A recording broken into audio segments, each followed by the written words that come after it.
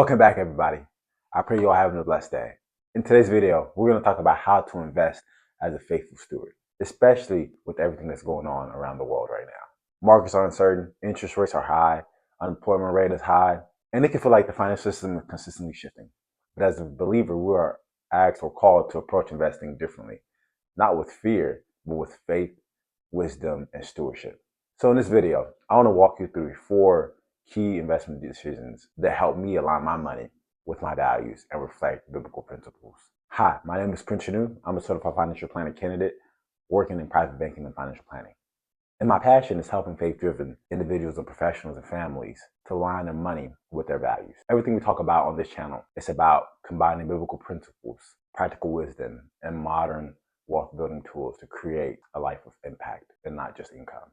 So if that's something that you value, let's jump right into it.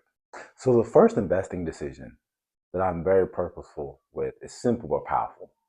It's simply that I stay invested. I say that intentionally because one of the biggest challenges in today's world is emotional investing. Every week, there's a new headline that can make you panic. Interest rates are up. The economy is slowing down. AI is changing everything. A recession might be coming. And when that fear takes over, most people pull back right before the recovery. But here's what I've learned. Missing just a handful of the best days in the market could cut your performance in half. Those best days often come right after the worst ones. That's why, for me and for my family, stewardship means staying consistent even when it's uncomfortable. I remind myself often that I'm not investing for the next quarter. I'm investing for the next 10 years or the next generation. That perspective keeps me grounded. So when the world is panicking, I stay consistent. I keep contributing and I trust the process because faithful stewardship isn't reacting to every storm. It's staying planted and trusting that growth takes time. Now, the second thing that I've learned as a faithful investor is to focus on what you can control. It sounds simple, but it's one of the hardest things in practice. I can't control what the stock market is going to do this week. I can't control inflation. I can't control who's going to win the next election. But here's what I can control. How much am I saving? How much am I investing? How much am I giving? How disciplined do I stay with the process?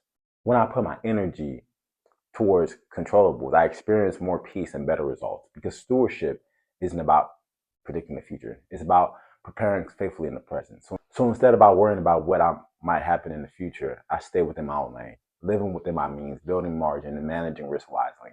And I find that once I do that consistently, I'm able to navigate uncertainty with confidence and peace.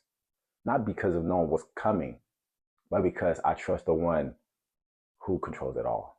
Now, another big part of my rhythm as a steward is reviewing my financial plan. Every few months, I sit down with me and my wife and look down at everything. My goals are cash flow, our giving, our investing. And I ask myself, is it still aligned with where I believe God is leading us to go? Because faithful stewardship isn't a one-time decision.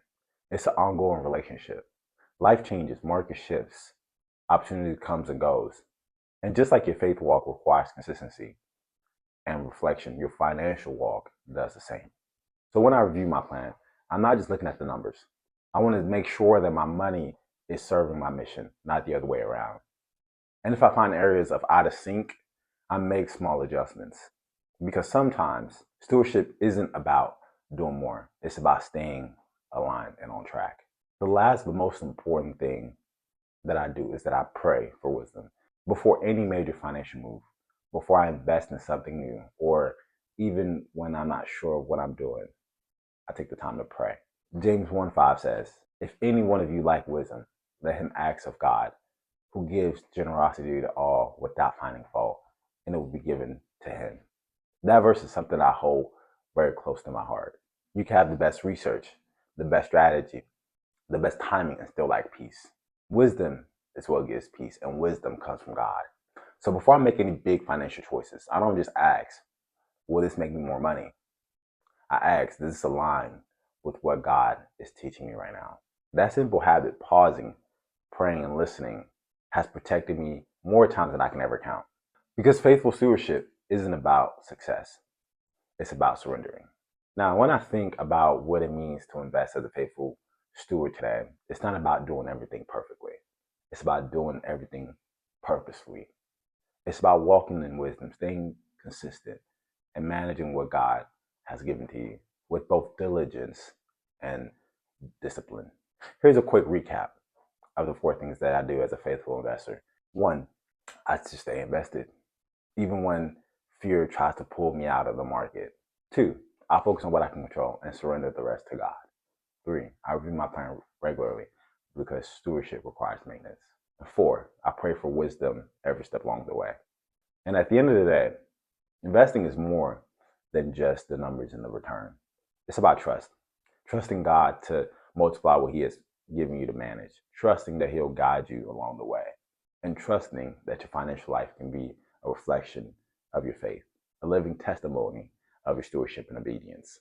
So if you're walking that same walk or that same path, please stay faithful, stay patient, and keep showing up one decision at a time. Thank you all for watching. Please share this with somebody else who's also on that same walk. And I hope this video finds you well. Thank you so much, and I hope you have a blessed day.